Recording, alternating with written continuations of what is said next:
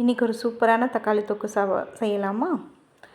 அது வந்து தோசைக்கு வச்சு சாப்பிட்டா செம்ம டேஸ்ட்டாக இருந்தது. சாப்பாட்டுக்கு யூஸ் பண்ணிக்கலாம், சப்பாத்திக்கு யூஸ் பண்ணிக்கலாம். சரி, இப்போ எப்படி செய்யலான்னு பார்க்கலாம். தக்காளியை வந்து ஒரு 1/2 கிலோ வாக்கில் எடுத்துக்கிட்டேன். அதை வந்து நல்லா வாஷ் பண்ணி சாப் பண்ணி வச்சுக்கிட்டேன், குட்டி குட்டியாக சாப் பண்ணி வச்சுக்கிட்டேன். அப்புறம் கொஞ்சம் வந்து ஒரு பூண்டு வந்து எவ்வளோ இருந்ததுன்னா ஒரு 6-7 பூண்டு உளிச்சு வச்சுக்கிட்டேன், கட் பண்ணி வச்சுக்கிட்டேன். ஒரு பேனில் எண்ணெய் ஊற்றி அது கொஞ்சம் காஞ்சதுக்கப்புறம், லைட்டாக காஞ்சதுக்கப்புறம் நான் வந்து தக்காளி போட்டு நல்லா ஒரு வணக்கிக்கணும். நல்லா அது சுருங்குற அளவு விடணும். இதுக்கு இடையில வந்து நான் ஒரு சின்ன பேன் எடுத்துகிட்டு அதில் வந்து 1.5 ஸ்பூன் கடுகும் 1.5 ஸ்பூன் வந்து வெந்தயம் போட்டு நல்லா ஒரு ட்ரை ரோஸ்ட் பண்ணி வச்சுக்கணும். ட்ரை ரோஸ்ட் பண்ணி நம்ம வச்சுக்கிறோம்.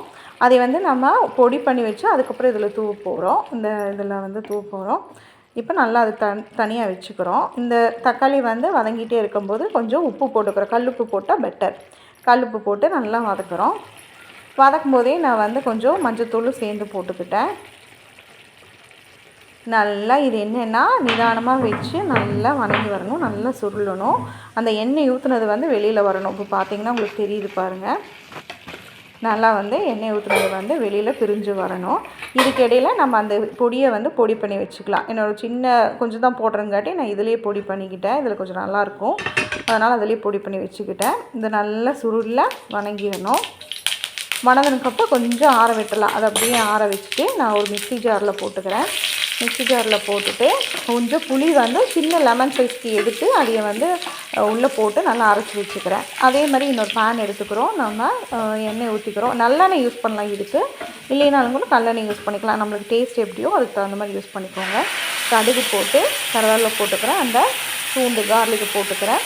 அப்புறம் ரெண்டாவது ஒரு 4-5 வரமிளகாய் எடுத்து போட்டுக்கிறேன். உங்களுக்கு காரம் எப்படியோ அதுக்கு தகுந்த மாதிரி போட்டுக்கோங்க. இதுக்கு நம்ம இடையிலேயே பார்த்தோன்னா வந்து இது சுருங்க நம்ம வந்து மிளகாத்தூள் போடுவோம். மிளகாத்தூளும் அந்த அரைச்சி வச்சுருக்கோம்ல அதுவும் போடுவோம். அதனால் காரத்துக்கு தகுந்த மாதிரி வரமிளகாய் யூஸ் பண்ணிக்கோங்க. நம்ம அரைச்சி வச்சுருக்கோம்ல இந்த விழுதை வந்து நம்ம தக்காளி விழுதை வந்து இந்த எண்ணெயில் போட்டு நல்லா வதக்கணும். நானே கொஞ்சம் எண்ணெய் அதிகமாக தான் ஊற்றியிருக்கேன், பாருங்கள் எண்ணெய் தெரியுது. ஆனால் இது கொஞ்சம் நிறைய எண்ணெய் ஊற்றினா நல்லாயிருக்கும். இது கொஞ்சம் சுருங்கினோனையும் நான் வந்து மிளகாத்தூள் போட்டுக்கிறேன். நான் 1 ஸ்பூன் தான் போட்ட காரம் அதிகமாக வேண்டான்னு சொல்லிவிட்டு, பாப்பா சாப்பிடுவா காரம் இல்லைன்னா, அதனால் வந்து அளவாக போட்டுக்கிறேன்.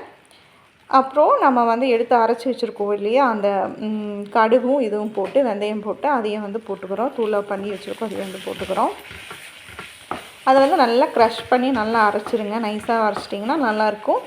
இல்லைனாலும் கொஞ்சம் வாயில் தட்டுப்படும், அதுனாலும் ஒன்றும் பிரச்சனை இல்லைன்னா ஓகே தான். நைஸாக அரைச்சிக்கலாம். கொஞ்சம் வந்து பெருங்காயத்தூள் போட்டுக்கிறேன். நான் வந்து சீக்கிரம் டக்குன்னு பண்ணுறங்காட்டி பெருங்காயம் உடச்சி போடல, பவுட்ரு இருந்தது அதனால் போட்டுக்கிறேன். உடச்சி இருந்ததுன்னா கூட அது போட்டுக்கோங்க. நம்ம ஹீட்லேயே அது உருகிடும், ஒன்றும் பிரச்சனை இல்லை. நல்லா வந்து சுருங்க வணங்கிட்டே இருக்கணும்.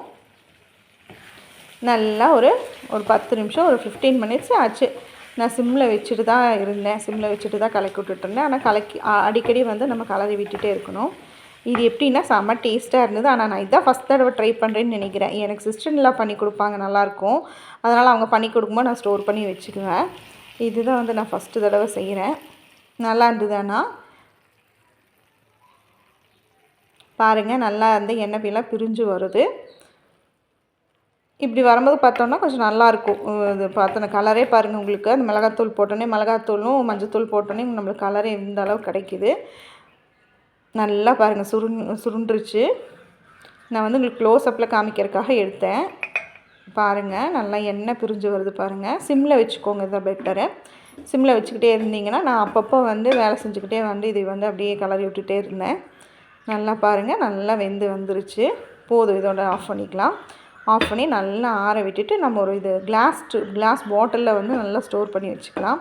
ஸ்டோர் பண்ணி வச்சுக்கிட்டு நம்ம அப்பப்போ வேணுங்கிறப்போ நம்ம வந்து ஏதோ டயர்டாக இருக்கிற அன்றைக்கி இது வந்து சட்னி மாதிரி யூஸ் பண்ணிக்கலாம். இந்த தொக்கு வந்து நம்ம தோசைக்கோ சாப்பாட்டில் போட்டு பரட்டி சாப்பிட்லாம், சப்பாத்திக்கு யூஸ் பண்ணலாம், பூரிக்கு வச்சுக்கலாம், எல்லாத்துக்குமே இது நல்லாயிருக்கும். ட்ரை பண்ணி பாருங்கள். நான் இந்த பாட்டிலில் போட்டு ஸ்டோர் பண்ணிட்டேன். அப்போ இந்த மீதி வந்து இந்த பேனில் இருக்கும்ல, அது வந்து ஒயிட் சாப்பாடு இன்றைக்கி வச்சுருந்த ரைஸ் வச்சுருந்தேன்னா அதனால் கொஞ்சம் போட்டு பரட்டி சாப்பிட்டேன். செம்ம டேஸ்ட்டாக இருந்தது. அப்படி சாப்பிட்றதுக்கு உங்களுக்கு பிடிக்குமா?